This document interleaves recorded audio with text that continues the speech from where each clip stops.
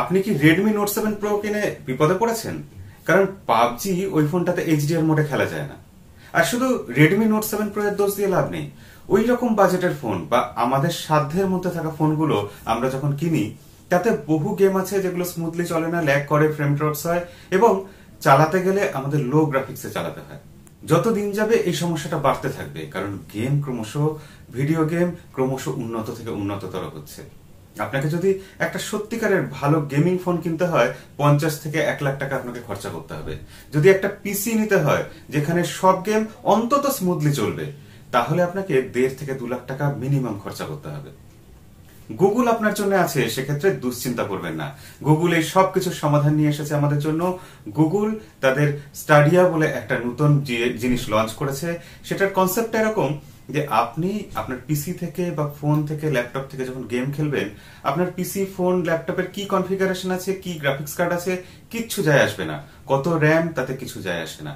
কারণ আপনি গেমটা খেলবেন ওই আমেরিকায় থাকা গুগলের সার্ভার বা গুগলের কম্পিউটার দিয়ে, ওর হার্ডওয়্যার গুলো ইউজ করে, ওর গ্রাফিক্স কার্ড ইউজ করে।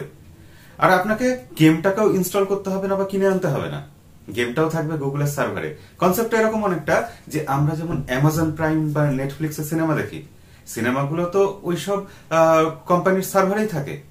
তাদের ওখান থেকে আমরা একটা মাসিক সাবস্ক্রিপশন দিই, কিছু টাকা খরচা করি এবং ওই সিনেমাগুলোর মধ্যে থেকে একটা সিনেমা বেছে নিই, চালাই, ওখানেই চলে। আমরা আমাদের ফোনে বা ল্যাপটপে বা পিসিতে ডাইরেক্ট ওটা স্ট্রিমিং করে দেখতে পাই। গেমিং এর ভবিষ্যৎ সেরকম। গুগল ঠিক একই কনসেপ্ট নিয়ে আসছে তার স্টাডিয়াতে। আপনার কাছে শুধু থাকতে হবে একটা ইন্টারনেট কানেকশন, যার স্পিড হতে হবে অন্তত 25 MBPS, আর থাকতে হবে গুগলের ক্রোম ব্রাউজার। যদি এই থাকে তাহলে আর কোনো চিন্তা নেই।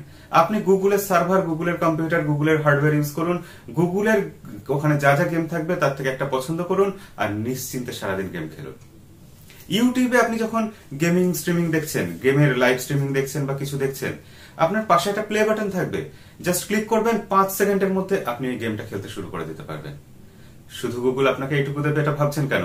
কারণ গুগল অনেক বড় এবং ইন্টেলিজেন্ট কোম্পানি। তারা এর সাথে আপনাকে দিচ্ছে গুগল অ্যাসিস্ট্যান্টের সাপোর্ট। মানে আপনি খেলতে খেলতে কোথাও গিয়ে আটকে গেলেন আর এগোতে পারছেন না, আপনাকে গুগল অ্যাসিস্ট্যান্ট সাপোর্ট করবে। তাহলে একদম বিন্দাস গেম খেলুন, চুটিয়ে গেম খেলুন। 2019 সালেই এই ব্যাপারটা লঞ্চ করছে। প্রথমে যদিও আমেরিকা, কানাডা, ইউরোপে লঞ্চ করছে, তারপর আসবে অস্ট্রেলিয়া, নিউজিল্যান্ড, এইসব কান্ট্রিগুলোতে। এবং আমাদের বিশ্বাস যে খুব শিগগিরই ইন্ডিয়াতেও এটা আসবে, বাংলাদেশেও হয়তো চলে আসবে। এবং তাহলে আমরা আরামসে গুগলের সার্ভার ইউজ করে, কোনো গেম বাড়িতে আলাদা করে না কিনে, আমাদের ফোনকে আপগ্রেড না করে, আমাদের কম্পিউটারকে আপগ্রেড না করে এই গেমগুলো ইউজ করতে পারবো। আমি আপনাদের আগে একটা ভিডিওতে বলেছিলাম, যদি না দেখে থাকেন আই বাটনে ক্লিক করে দেখে নিন, যে আপনার পুরনো ফোনটা ফেলবেন না, ওটা এখনো অনেকদিন আপনাকে সার্ভিস দিতে পারে। আপনার ফোন পুরনো হয়ে যায়নি।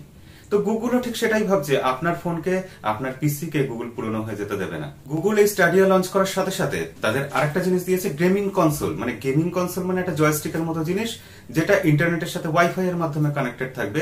সেটা ইউজ করলে আপনি আরো better gaming performance, gaming experience অনুভব করতে পারবেন।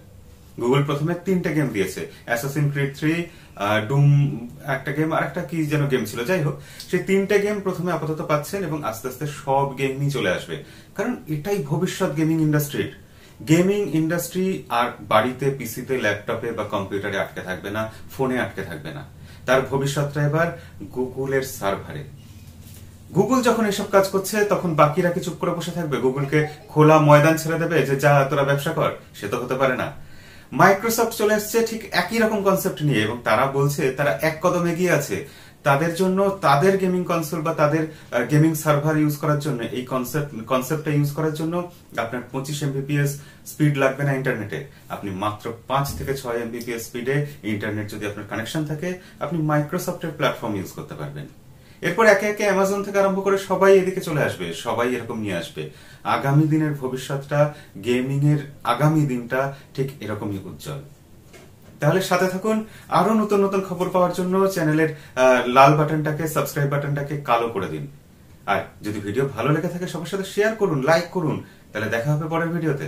আজকের মতো বিদায়।